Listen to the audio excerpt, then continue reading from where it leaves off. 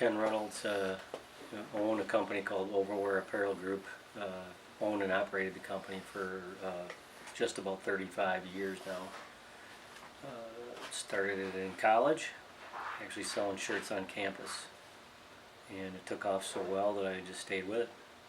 At school at the University of Wisconsin-Whitewater, I had a communications degree, and I had a art minor. That's how I got into it. I actually ended up with a math minor, but I was in art at the time, and one of the classes that I had to take was a printing class, and everyone in the class was printing posters and menus and paper, and I wanted to do something different, so I decided to do a Whitewater t-shirt, and I ended up selling about 400 of them.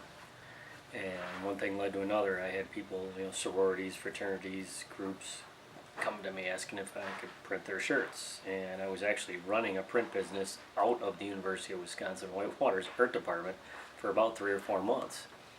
And the teacher came to me and he said, "Hey, it's probably time you go somewhere and start your business, because you're really running this out of the university." And it didn't even dawn on me that he's right. I was actually using university equipment and stuff. But he was really good about it, really encouraging, and he saw what was happening there, and so I did. I went out and bought a press and got all the equipment and took a loan out, and it was my first loan, and my parents co-signed on it, and I paid it off within a year and a half. I paid off the loan, and just kind of kept going from there. Yes, I do actually. Well, my son went to class there. My wife got her associate degree from Gateway. I was part of the printing apprenticeship program there. I've had a couple students come over from that, one being my son, who's now printing in the company. So yes, I like Gateway a lot. I've done a lot with Gateway. I've been doing this for 35 years, so I've just learned everything on the way, and constantly learning. I learned as much today as I learned the first days or first years that I've been in business, but it's a constant changing environment, and that's the fun part. It really is, always learning. My advice would be to be eager. Things don't just happen. I think today's workforce, what I see is the hardest challenge I have is employees, and the people who want to work and want to learn are the ones who get ahead. That's the best advice. If you want to get ahead, work hard. Don't expect to be paid a lot of money. Earn a lot of money. Maybe how tough the industry is, how competitive it is. It's a very competitive industry. There's a lot of mom and pop shops that I deal with. We're a company. I have to pay taxes. I have a mortgage to pay. I have payroll. All that kind of thing.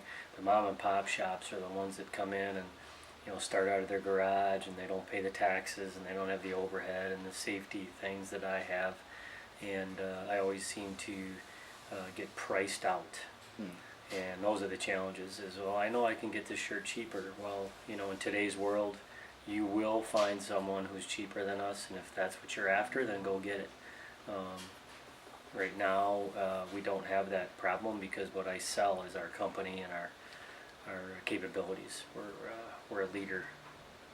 I like the new things that are always coming out, new products, new clothing, new lines. We're getting a new press, constantly upgrading and getting new things. It's not the same old thing. It's not like a factory type position.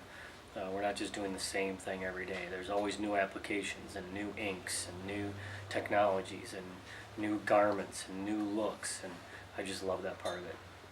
I don't like the the constant want it for nothing type customers that come in and just want it for nothing, and think that it's just a shirt. And in reality, it takes us anywhere from $50 to $100 to produce one shirt. If people think that, well, I'm just ordering one, I should only have to pay $6 for it, when in reality our time that goes into it to be able to print one shirt is anywhere from $50 to $100, and people don't understand that, and it's real frustrating. The steps are, what I usually tell customers is to, when you come to me and want a shirt designed, I call it a lot of air graphics. People just point to the air and say, I want this here and I want that there, and it's like an air drawing. There's nothing to it, right? And I always call it air drawing, because you're just, I just want some type above the bottom and this picture of this house underneath, and whatever, and okay, so I have to take their vision and make it a vision, make it something that we can put on a shirt. So I always tell my customers, the closer you can get me to where you want to be, the less time and the less money it'll cost you. So now with Google and all that stuff, I steer people there to go get pictures and graphics there and just get it as close as you can. And then I do develop the art. I spend a lot of time doing artwork. The majority of my time is spent creating and developing artwork for customers. But so the process then is when I create the art, get it in a rough format, I'll send it to the customer via email, usually have them look at it, approve it, change it, and we do a revision and kind of go from there and get it honed into what they want. Some people, it takes 2 or 3 revisions. Some people, now a lot of the customers I work with know me. I can know them, that we can usually nail it the first time, maybe the second time with a small revision. If it does go to 4 or 5 revisions, then I do charge for that. It's just like someone working on your car. If they're going to work on your car and spend 4 hours working on it, you're going to more than likely pay 4 hours of labor for it. If it takes me 4 hours to develop someone's artwork for their project, they're going to have to pay for that time. 35 years ago when I got into screen printing, everything was done with the chemical, even the harsh chemicals we couldn't put down the drain. We had to have a chemical company to come and take our chemicals, and after we cleaned screens, and we would actually have to create film without a printer. We would have to hand draw our graphics with ink pens on clear acetate. So I had at one time 3 full-time artists just drawing on clear film all day long, creating film separations for our screen print. So I had 3 jobs, 3 people, 40 hours a week, drawing nothing but clear acetate film for separations. Now, in the industry, I can do the separations on my Mac, send it to a computer, and print out the films, the positives, off of a digital printer in a matter of minutes. So the industry has rapidly changed, and it is evolving. Our next decision was to, we've been screen printing and had a lot of success with it over the last 30 years, and looking into the future, it's moving more to a direct-to-garment printing technology. And they're forecasting within 10 years from now that screen printing won't even be alive anymore. So the decision was made for us to just move ahead and get in the forefront of that technology and move out of the screen print now and buy that press and be one of the leaders in that industry like we've been. I've always tried to be a leader in this industry and innovate and be the first around our area to do things. So we are going to the direct-to-garment, which eliminates all screens and films, and it prints right from the computer right to the shirt. So there's no screens, no plastisol inks, no chemicals, no pictures, no positives or films. It eliminates a lot of labor, a lot of time, and it's just straight print time. So we're excited about it. We'll be starting that hopefully within the next month or so here. And we'll hopefully be a leader in the industry, and it really, really opens up a lot of freedom in the print world because colors don't become an issue. We can print as many colors as needed in a photograph. There's no separations needed. There's no limitations built on that. Now with screen print, there is limitations. People pay more for more colors in their print because each screen is a color, and each screen adds to the labor and to the length of the project. When we get to direct-to-garment, it won't matter. We're just going to print right direct to the garment. Colors are unlimited, and the detail is amazing. So yeah, we're going to move ahead. Well, print on demand is they're not too much different. Print on demand is when people they want to walk in and get their shirt printed and walk out the door. It's really, really difficult to do that. They're getting closer and closer with the direct-to-garment because we would be able to load a print and print something rather quickly. The print on demand is where a customer can even stop in the morning and say, hey, I need 10 t-shirts for my construction company, can I get them today? And by the end of the day, you could have that done. So that's more of the print on demand attitude. The print on demand retail market is where people would go to an Amazon website or our website and order something, and we would print it and send it out within a day, within 24 hours. We do want to move to that direction. I think the print on demand market is huge. People don't have patience anymore. They want things instantly because that's the world we live in. Everything is instant communication. The social networks are instant communication, emails, texts. Everything is instant. Everything is fast. They want everything right away now. So that's where the print on demand and the direct to garment kind of come into the fold, is we do want to be able to respond quicker and be that person. So that's where we're leading. Does that make sense? Yeah. And is, that is the direction, but like, it is still going to be hard for a person to walk in the door and say, hey, I want to get this t-shirt with this design on it. Can I, for them to walk out the door with it is going to be tough in any world. Yeah. It really is, right? Because of all the development that has to go into it. But what a lot of the shops, and believe me, I just watched a blog on it the other day, a video on it, a chat. The typical print on demand is that come in the morning and then maybe have it by the end of the day, and people are very, very excited about that. They're very happy with those results because, hey, I need these, in a day or two. Can you do that? Well, yeah, we can. But they also pay a premium for it, and but people are willing to do that now because they just want it fast. They don't, like I said, they have no patience. They want it fast. They'll pay whatever they need to pay. So we want to be on that end. It's a lot more profitable, I'll tell you what. Well, I think it's important as a business leader to have a connection to the community that you're in. If you want the community to support your business, you've got to be visual in the community.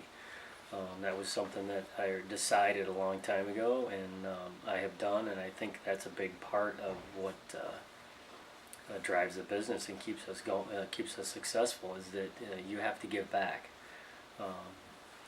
Giving leads to receiving, and I think it's important to give back, and I've done that for a long time in many ways, and it's now it's become rewarding. You feel good about it when you give back in different ways and different things. But yeah, I think it's real important to have a tie to the community, get involved, help with events, do all those things. You've got to be in the forefront, or you'll get left behind. Yeah. Well, I wrestled at Elkhorn. I'm pretty much a lifer in Elkhorn here, and we have a great root and a great base, a customer base in Elkhorn. It's not what we entirely depend on. A lot of people think so, but it's not. We ship orders and do things all over the country. I've shipped to New Zealand, to Spain, all over the country on a regular basis. We shipped out orders last week to Florida. We ship out all the time, or St. Louis, Missouri, whatever. But I decided I wrestled at high school here and came through and decided to coach when I was asked. I was asked to coach the high school wrestling program here years ago now, 25 years ago. And I decided to do it as a way of giving back. And also doing something that you enjoy. I might as well, if I'm going to give back, I might as well enjoy what I'm doing. And I've been coaching there 24 years now, 25 years, and it's been real fun. It does take a lot of time. It's a big commitment. 3.5 months a year, I have to leave here at 2:15 every day to go coach, and I usually coach until 7 at night. So it's a big commitment.